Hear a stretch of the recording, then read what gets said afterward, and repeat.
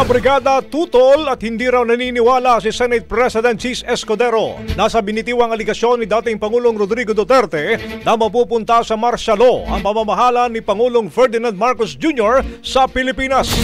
Sa nakaraang Cebu Indignation Rally, sinabi ni Duterte na nakikita raw niya na hindi bababa sa pwesto si Marcos matapos sa kanyang termino dahilan sa kanyang tansya ay gagayahin nito ang kanyang ama sa pagpapatupad daw ng martial law. Bilang tugon sa pahayag na ito, sinabi ni Escudero na dahil nakatrabaho na niya ng mahigit dekadang Pangulo ay alam niyang hindi ito ugali at parte ng worth ethic nito.